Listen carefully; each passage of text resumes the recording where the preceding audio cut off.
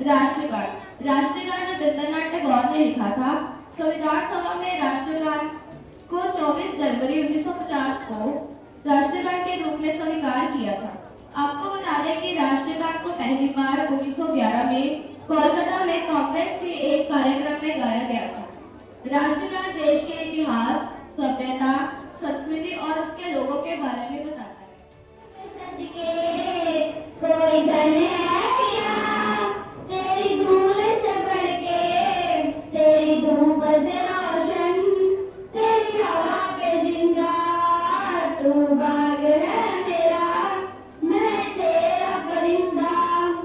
है अर्जी दीवाने की जहाँ बोरिस्वानी देखी, एक रोज वही मेरी शाम हो। कभी याद करे वो जमाना, माटी पे मर मिट जाना, जहाँ जिगर में शामिल मेरा नाम हो। हमारा भारत है निराला, हम सबकी आँखों का तारा, मन लगाकर खूब पढ़ेंगे, उसकी सेवा सदा करेंगे। भारत देश 15 अगस्त 1947 ईस्वी को आजाद हुआ था।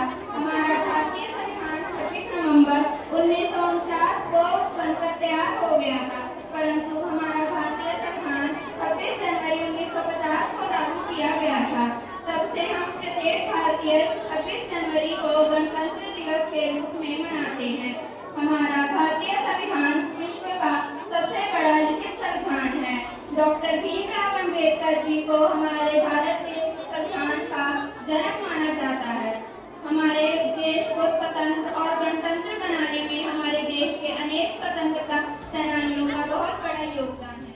गणतंत्र दिवस के इस शुभ अवसर पर मेरे प्रिय भाइयों और बहनों ने आप सभी को गणतंत्र दिवस के बारे में बताया कि गणतंत्र का सही अर्थ क्या होता है, हमें संविधान बनाने की आवश्यकता ही क्यों पड़ गई, संविधान कितने दिनों में तैयार हुआ। पर आज मैं आपको अपने भारत के बारे में बताऊंगा। सबसे पहले आप सभी को गणतंत्र दिवस की हार्दिक शुभकामनाएं। प्रणाम। मैं भी वही हूँ जो आप हैं, माँ भारती की संतान। आपकी तरह ही मेरी शिराओं में भी तपस्वियों का तेज भरा है। आज अपना परिचय इसलिए दे रहा हूँ क्योंकि प्रणाम करके अपना परिचय देना हम भारतवासियों की परंपरा है। भारत, मैं उस भारत से आता हूँ जिसके होठों पर गंगा और हाथों में तिरंगा है। वो भारत जो कभी सत्यम शिवम सुंदरम, कभी वंदे मातरम और कभी पंजाब सिंध गुजरात मराठा द्राविड़ उत्कल बंगा है। मैं उस भारत से आता हूँ जो ठुकराए हुए लोगों की शरण स्थली बन जाता है और सात समंदर पार परदेशियों को भी ब्रदर्स एंड सिस्टर्स कहकर बुलाता है। मैं उस भारत से आता हूँ जिसने विश्व को हितोपदेश और कर्म योग सिखाया, लेकिन खुद कभी अपना पराया नहीं सीख पाया। मैं उस भारत से आता हूँ जो वसुदेव कुटुंब के सिद्धांत पर जिया और नीलकंठ होकर खुद भारत वो नीलकंठ है जिसने खुद विष पीकर दूसरों को अमृत दान किया। मेरा भारत कर्मण्यवादी का रस्ते गाता है, तीनों लोगों का स्वामी होकर भी माखन चुराता है और महाअवतार होकर भी माँ के हाथों से मार खाता है।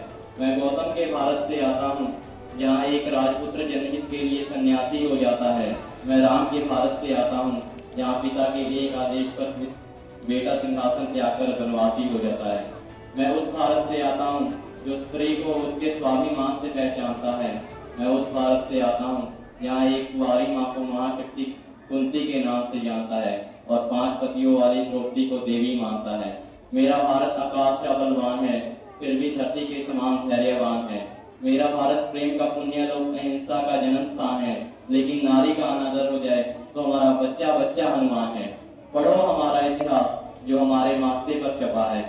एक दुशासन ने हमारी बेटी का आंचल खींच लिया तो हमने 100 भाइयों की लंका लगा दी। एक रावण ने हमारी माँ का हरण कर लिया तो हमने राक्षस कुल की पूरी लंका जला दी। मैं उस भारत से आता हूँ जो ना कभी रुका, न झुका, न डरा है। मैं उस भारत से आता हूँ जो वीरता की वसुंधरा है। मैं उस भारत से आता हूँ जो शांति का पहला शंखनाद और मानवता का अंतिम मात्रा है। आज अपना परिचय इसलिए दिया क्योंकि प्रणाम करके अपना परिचय देना हम भारतवासियों की परंपरा है। जय